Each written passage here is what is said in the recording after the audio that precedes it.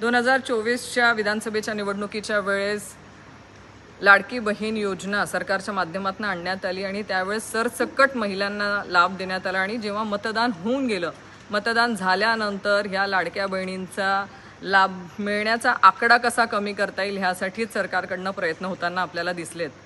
त्यांना वेगवेगळ्या जाचक अटींमध्ये या लाडक्या बहिणींना अडकवण्याचा प्रयत्न केला गेलेला आहे. ई-KYC हे त्यातलंच एक जाचक अट ही महिलांना पात्रतेसाठी टाकण्यात आली आणि गेल्या अनेक दिवसांपासून आपण बघतोय की हे ई-KYC करत असताना जवळजवळ 75 लाख महिलांना अपात्र सरकारच्या माध्यमातून करण्यात आलेलं आहे. हे ई-KYC करत असताना त्यांना डॉक्युमेंटेशनच्या याच्यामध्ये त्यांना अपात्र करण्यात आलं आहे, ते कधी मोबाईल नंबरच्या याच्यामध्ये त्यांना अपात्र करण्यात आलेलं आहे.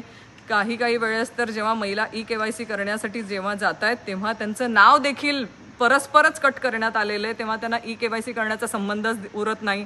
अशा ई-KYC करण्याच्या ह्या अटीमध्ये ज्या महिलांना जो त्रास सहन करावा लागतोय, ह्या त्रासामध्ये अजून एक भर की काय, आमच्या जळगाव जिल्ह्यामध्ये जेव्हा महिला ई-KYC करण्यासाठी गेल्या तेव्हा त्यांना शरीर सुखाची मागणी करण्यात आली. ही महाराष्ट्रातली अत्यंत दुर्दैवी आणि अत्यंत क्लेशदायी घटना म्हणावी लागेल की जेव्हा ई-KYC करण्यासाठी महिला गेली तेव्हा तिच्याकडे शरीर सुखाची मागणी करण्यात आली होती. मी महिला आणि बालकल्याण विकास मंत्र्यांना विनंती करते की तुम्ही ही जी जाचक अट महिलांना लादलेली आहे, कारण त्यांच्या लाभार्थीची संख्या कमी करण्यासाठी, पण हे करत असताना माझ्या महिलांची सुरक्षा देखील तेवढीच महत्त्वाची आहे आणि ह्या घटनेचा आपण जास्तीत जास्त चांगल्या रीतीने या घटनेकडे लक्ष द्या. या आरोपींवरती कठोर कारवाई करा जेणेकरून माझ्या माता भगिनींवरती परत कुठल्याही महिलेवरती असा प्रसंग येऊ नये. माझी आपल्या मुख्यमंत्री महोदयांना देखील विनंती आहे की असले प्रकार होऊ नये भविष्यामध्ये, ह्यासाठी कठोर कारवाई ह्या आरोपींवरती व्हावी ही विनंती. सर, एका महिलेने KYCच्या नावाखाली एका व्यक्तीने आपल्याकडे शरीर सुखाची मागणी केल्यासंदर्भात फिर्याद दिलेली, नेमकं काय करतात?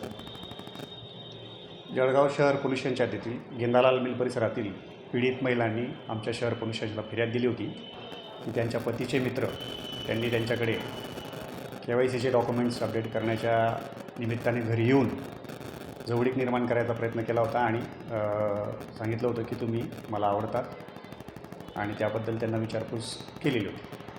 अन्य महिलेलाही प्रेमसंबंध ठेवा म्हणून असं एक त्याने केलेलं आहे की या प्रकारावरून गेंदालाल मिल परिसरातीलच एका महिलेला माहीत पडलं, पीडितेला, की या व्यक्तीच्या विरोधात तक्रार दाखल होत आहे. तर त्या देखील आल्या होत्या. त्यांनी असंच म्हटलं होतं की मला एका शासकीय योजनेच्या डॉक्युमेंट संदर्भात गेलो असता तेव्हा यांनी माझ्याकडे नंबरची मागणी केली होती आणि मैत्री संपादन करण्याचा प्रयत्न केला होता.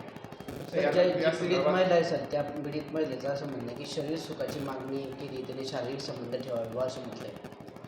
हो, त्यांनी उल्लेख केला आहे फिर्यादीमध्ये, परंतु ते त्यांच्या नवऱ्याचे मित्रच आहेत म्हणून त्यांच्या घरी आलेले होते आणि त्यांच्यात ते संभाषण झालं होतं आणि त्यांनी त्या पीडितेने सांगितलं होतं की हा प्रकार मी माझ्या नवऱ्याला सांगणार आहे तुझ्या नवऱ्याला सांगितल्यानंतर सर त्यांच्यात शाब्दिक वाद झाले. त्याच्यानंतर पण हा परत तिच्या घरी जात होता, तिला बघत होता, पाठलाग करत होता असं पण तक्रारीत म्हटलं. हा जानेवारी महिन्यातला प्रकार आहे. मग पीडितेने त्यांच्या नवऱ्याला सांगितलं होतं, त्यानंतर देखील त्याचा प्रकार थांबला नाही म्हणून त्यांनी फिर्याद दिलेली आहे. सर, काय गुन्हा दाखल करण्यात आलेला आहे? आरोपीची पार्श्वभूमी काय?